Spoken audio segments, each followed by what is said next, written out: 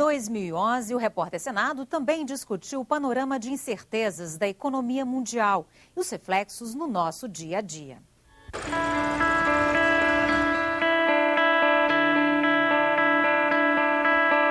O primeiro sintoma foi a queda nas bolsas de valores no mundo todo.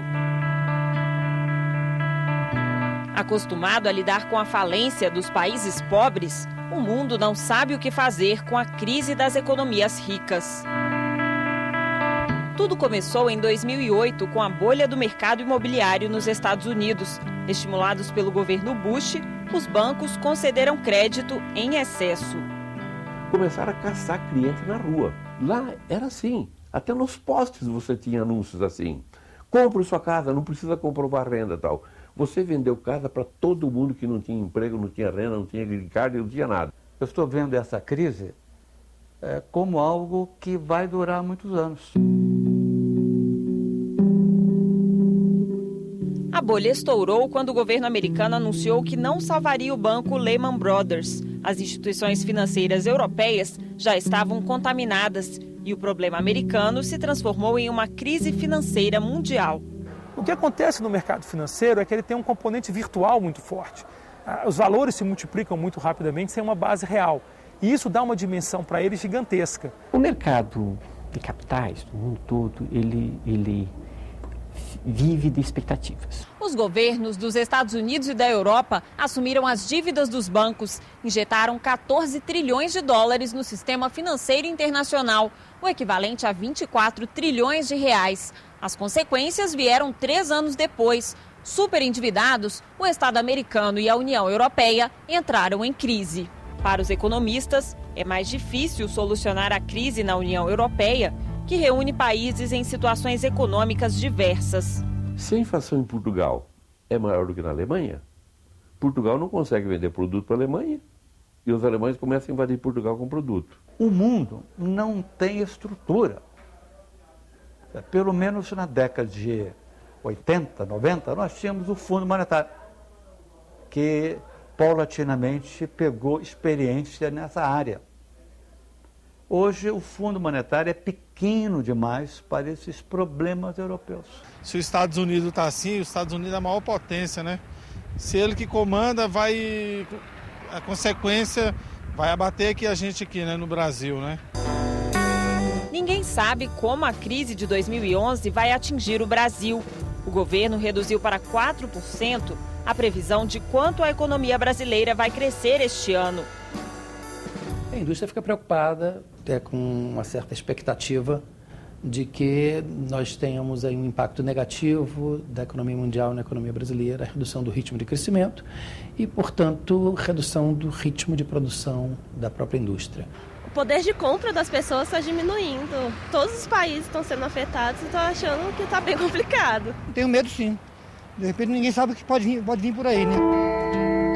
Em 2008, o Brasil foi um dos países que mais rápido superaram a crise. Os bancos já tinham sido saneados no fim da década de 90. O governo deu incentivos fiscais ao setor produtivo e, em 2010, o país registrou o crescimento de 7,5%. Mas as novas turbulências pedem também novas soluções.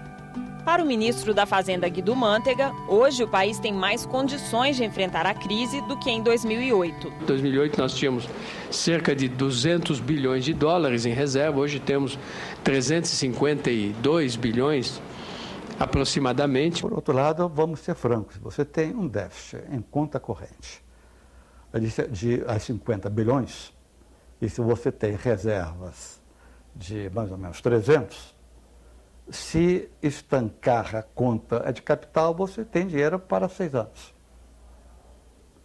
É pouco. Você tem 350 bilhões de reservas. Tenho. Mas qual a dívida externa do país? Em torno de 400 bilhões. É maior que as reservas. As reservas são minhas? Claro que não. Cerca de 70% das reservas brasileiras, 250 bilhões de dólares, estão em papéis da dívida americana. É o valor que os Estados Unidos devem ao Brasil. Mas o que mais preocupa os economistas é a China. O país que hoje move a economia mundial é também o principal credor dos americanos. O mundo terá problemas porque hoje a economia chinesa é a locomotiva do crescimento mundial. A gente vive numa situação crítica e delicada. Eu creio que o Brasil tem que fazer hoje é, vamos aproveitar que a gente ainda não está com uma crise e vamos tentar controlar gastos o mais possível. Se o governo não estiver atento, tomando as providências que são necessárias, com certeza nós poderemos entrar num período muito difícil da economia. O governo diminuiu o crédito, cortou despesas, reduziu os concursos e nega aumento de salário a funcionários públicos. Os ministros da área econômica também pediram apoio do Congresso para evitar a aprovação de despesas. Mas o Congresso não cria despesa sozinho. Em tempos de crise, o mercado interno é a grande aposta do setor produtivo. O grande ativo da economia brasileira hoje é, sem dúvida nenhuma, o dinamismo do mercado interno. É um mercado em expansão, com classes de renda sendo incorporadas a um mercado consumidor, e isso alavancou muito o nosso ritmo de crescimento na década passada. Mas os economistas recomendam precaução nas compras. É hora de aumentar a responsabilidade. Pensar duas vezes. Você está com a prestação do carro, está com a prestação da casa própria, espera um pouco para trocar a geladeira, né? Espera um pouco para fazer a viagem. Eu sei que você queria fazer a viagem, mas talvez não seja a melhor hora. Outra dica é pagar as dívidas. Os débitos dos brasileiros somam mais de 650 bilhões. É como se cada um devesse cerca de R$ 3.500. O crédito é desenfreado, particularmente por uma nova classe média. Eles tendem a gastar demais. É ruim. Meu Deus, mas para que tanto dinheiro? Dinheiro só pra gastar. Uma catástrofe no Japão levou o mundo e o Brasil a debater os riscos e os investimentos em energia nuclear.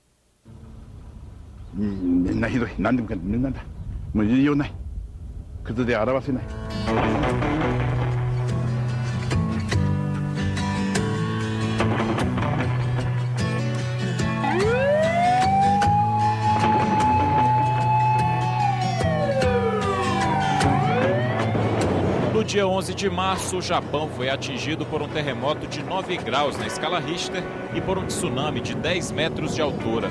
Os sistemas de resfriamento dos reatores de 4 usinas nucleares foram afetados. O governo japonês fez a evacuação das famílias que moravam em um raio de 20 quilômetros dos reatores de Fukushima, cidade a nordeste do país. 2 técnicos morreram durante o acidente. Foram registrados 19 casos de contaminação. O drama nipônico fez com que vários países questionassem os programas nucleares, inclusive o Brasil. Se ficar claro que não há uma segurança apropriada, eu acho que até a discussão de suspensão do programa tem que ser levada em conta. A energia nuclear, eu até sei dos riscos mapeados. Eu não sei hoje de como proceder a partir, inclusive, quando esses riscos se apresentarem. Antes de Fukushima, outros 2 grandes acidentes nucleares foram registrados. O primeiro deles em 1979, em 3 Mile Island, nos Estados Unidos. Naquela ocasião, ocorreram apenas danos materiais à usina.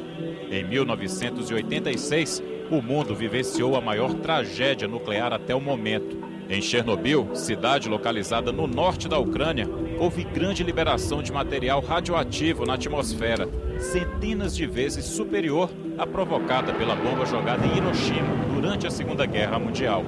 50 pessoas morreram imediatamente durante a explosão que dizimou a central.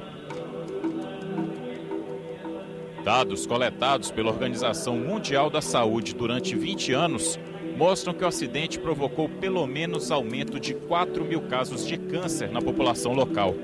Contaminação que afetou inclusive as gerações futuras nascidas na cidade.